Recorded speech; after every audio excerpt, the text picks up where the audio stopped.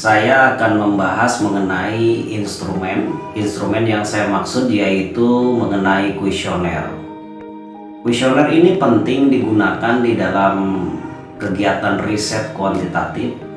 Riset ini terbagi menjadi dua dalam kegiatan penelitian. Ada riset kuantitatif, ada riset kualitatif. Secara umum, riset kuantitatif ini kita lebih menggali, mengeksplor, mengkaji isu-isu atau permasalahan-permasalahan penting kepada user, kepada konsumen, kepada nasabah, kepada siapapun menjadi pengguna dari isu permasalahan tersebut.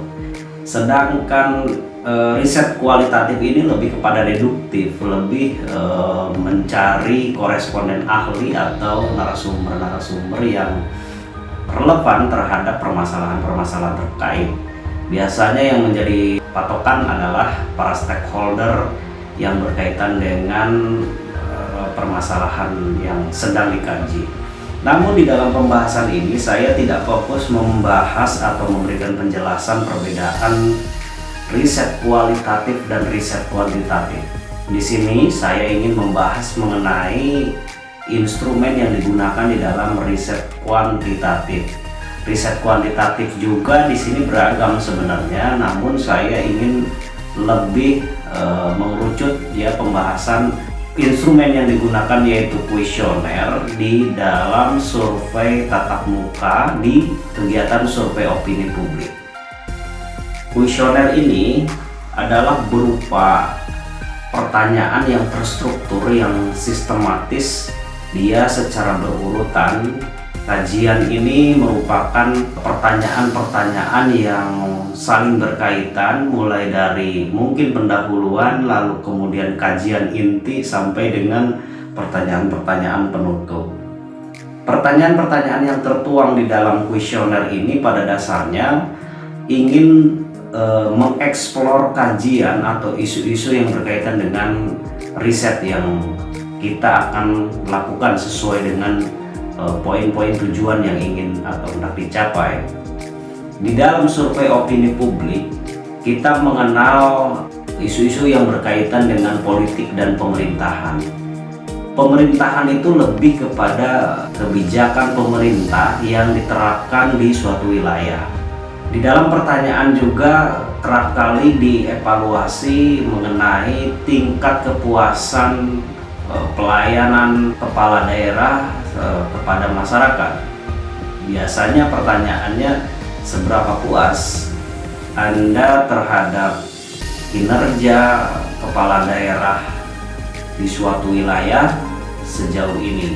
Pertanyaan itu biasanya dibuat secara tertutup dan jawabannya dalam bentuk skala ordinal. Skala ordinal ini adalah skala yang mempunyai tingkatan berurutan. Misalkan skala ordinal yang digunakan 1 sampai 4, di mana 1 adalah nilai terendah, 4 itu nilai tertinggi, dengan makna 1 sangat tidak puas, 2 tidak puas, 3 puas, dan 4 sangat puas. Kuesioner ini biasanya sudah menjadi template digunakan oleh semua lembaga survei atau pollster di dalam kegiatan survei opini publik. Di dalam mengevaluasi tingkat kepuasan juga kerap kali juga menambahkan tingkat kepuasan terhadap kinerja OPD melalui satuan kerja perangkat daerah. Terkadang dari tingkat kepuasan masyarakat terhadap kinerja pemerintah juga dievaluasi harapan masyarakatnya. Berbeda halnya dengan tingkat kepuasan, karena pelayanan pemerintah itu berupa kinerja, sedangkan harapan masyarakat itu berupa ekspektasi masyarakat, berupa angan-angan. Nah, biasanya antara indikator tingkat kepuasan dengan harapannya itu saling bersanding. Jadi harapan itu lebih kepada semacam tingkat kebutuhan, tingkat kepentingan masyarakat.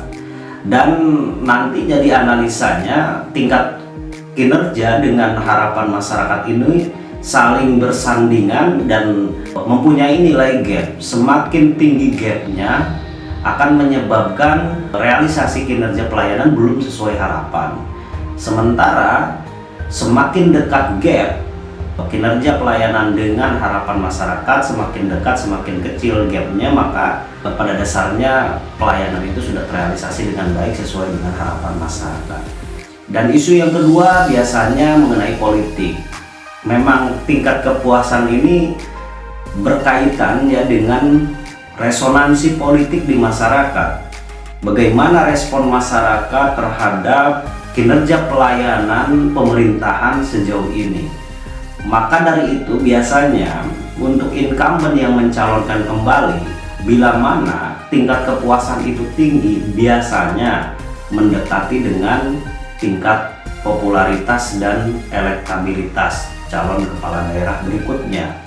Selain popularitas, likabilitas, dan elektabilitas, tentu biasanya menguji tingkat partisipasi pemilih, bahkan isu-isu yang berkembang di masyarakat seperti politik uang, bantuan sosial masyarakat, perilaku masyarakat terhadap media, perilaku masyarakat terhadap partai politik seperti apa kedekatannya, sampai dengan penilaian persepsi terhadap masing-masing partai, apakah merakyat, apakah islami, apakah mempunyai kader-kader yang berkualitas dan sebagainya, sampai terhadap pilihan masyarakat terhadap partai politik. Yang berkaitan dengan politik memang luas, terutama simulasi isu-isu yang berkembang di masyarakat. Kemudian dikaji ketokohan, biasanya berkaitan dengan bagaimana peran tokoh-tokoh lingkungan terkecil mampu atau mempengaruhi terhadap calon ya.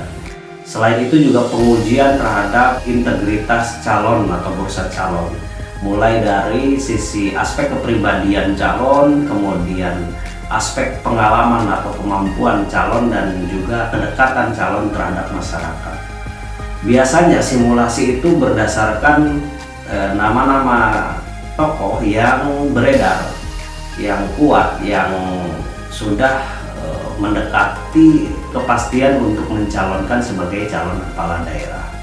Biasanya pertanyaan ini contohnya di pertanyaan elektabilitas calon kepala daerah atau elektabilitas partai politik. Ada pertanyaan terbuka dan ada pertanyaan tertutup berdasarkan simulasi. Pertanyaan terbuka, misalkan seandainya pemilihan Bupati X dilakukan hari ini, Anda akan memilih siapa? Sebutkan titik-titik. Jadi pertanyaan itu menunjukkan responden yang akan menjawab ini bebas berpikir, bebas menentukan pilihan, tanpa ada rekomendasi pilihan-pilihan yang akan dia tunjuk gitu. Walaupun memang nantinya barangkali responden memberikan jawaban belum memutuskan, masih merahasiakan, tidak tahu, atau tidak menjawab sama sekali. Dan kemudian ada simulasi jawaban secara tertutup. Biasanya simulasi jawaban secara tertutup ini beragam, ada banyak nama, kemudian beberapa nama kuat, dan juga sedikit nama, hanya 3 nama, kemudian hand to hand. Jadi satu nama dengan nama yang lain yang diduga saling menguatkan atau diduga saling bersaing kuat. Biasanya simulasi itu terdiri dari simulasi tunggal antar nama dan simulasi paslon antar paslon ya, simulasi antar paslon. Sama halnya seperti pertanyaan partai politik, seandainya pemilihan legislatif DPR RI atau DPRD tingkat 1, tingkat 2 dilakukan hari ini, Anda memilih partai apa, titik-titik, itu pertanyaan terbuka. Dan berbeda halnya ketika diberikan list beberapa nama partai politik. Jadi alat kuesioner ini selain struktur pertanyaannya baik, kemudian validasi antara pertanyaan dengan jawaban juga akurat ya.